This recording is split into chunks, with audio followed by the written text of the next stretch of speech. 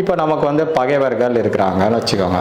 அந்த பகைவர்கள் வந்து நமக்கு எதிராக மூணு விஷயம் வந்து செய்வாங்க. என்ன விஷயம் செய்வாங்க அப்படின்னா வந்து நம்ம வந்து தப்பாக எழுதுறது அது மாதிரி அசிங்கம் நல்லவன் இல்லை கெட்டவன் இவன் வந்து ஊராக சுற்றின்னு இருக்கிறான் அப்படின்னு வந்து எழுத்துப்பூர்வமாக வந்து மக்கள் மத்தியில் கொண்டு போகிறது.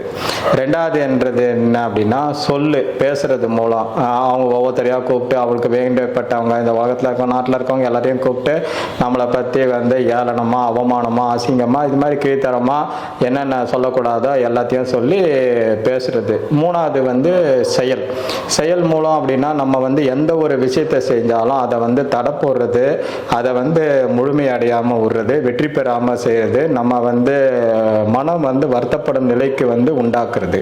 ஸோ பகைவன் வந்து 3 விதமான விஷயத்தை வந்து செய்வான். என்ன விஷயத்தை செய்வான்? எழுத்து மூலமாக, சொல் மூலமாக, செயல் மூலமாக வந்து செய்வான். இது வந்து நம்மளை எது பாதிக்கும் அப்படின்னா நம்மளை வந்து 3 விஷயம் பாதிக்கும். எப்படின்னா உடல், மனம், உயிர், இந்த 3 வந்து பகைவன் செய்யக்கூடிய செயல்கள் பாதிக்கும். சரி, அப்படி பாதிக்குது, நம்ம வந்து எப்படி பகைவனை நேசிக்க முடியும் அப்படின்னு பார்க்குறீங்க அப்படின்னா அதுக்கு அர்த்தம் இருக்குது. என்ன அப்படின்னா அவன் பகைவன் வந்து இது மாதிரி எது செஞ்சாலும் ஐயோ இவன் இது மாதிரி செய்கிறான்னு சொல்லி நம்ம பயந்து ஒடுங்கிட்டோம் அப்படின்னா பகைவனுடைய இது வந்து அதிகமாகிடும். அவன் வந்து பெரிய நிலையில் இதுவாகிடும். அவன் செய்கிறது தான் சரின்னு ஆகிடும், அவன் எழுதுறது சரின்னு ஆகிடும், அவன் சொல்கிறது சரின்னு ஆகிடும், அவன் செயல் சரின்னு ஆகிடும்.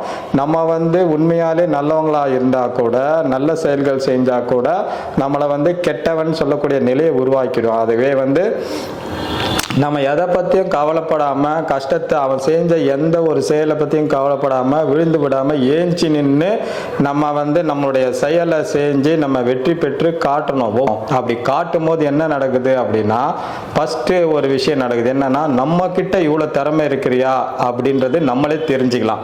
இதுதான் ஃபஸ்ட்டு விஷயம். ரெண்டாவது வந்து அவன் பகைவன் செய்யக்கூடிய விஷயத்தெல்லாம் வந்து உடைச்சி தூளாக்கி நம்ம வந்து வெற்றி பெற்று காட்டும் போது இந்த சமுதாயமும் என்னது நம்மளுடைய திறமையை வந்து சமுதாயம் வந்து புரிஞ்சுக்கும்.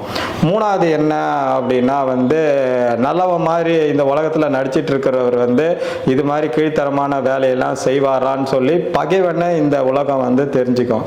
ஸோ ஒரு பகைவன் வந்து நமக்கு எதிராக செயல்படும் போது 3 விஷயங்கள் வந்து தெரியுது. ஒன்று, நம்மளுடைய திறமை நமக்கு தெரியுது. ரெண்டாவது, நம்மளுடைய திறமை இந்த உலகத்துக்கு தெரியுது. மூணாவது, பகைவன் யாருன்றது இந்த உலகத்துக்கு தெரியுது. ஸோ இந்த 3மே தெரியறதுக்கு காரணமாக இருக்கிறது யாரு? பகைவன்.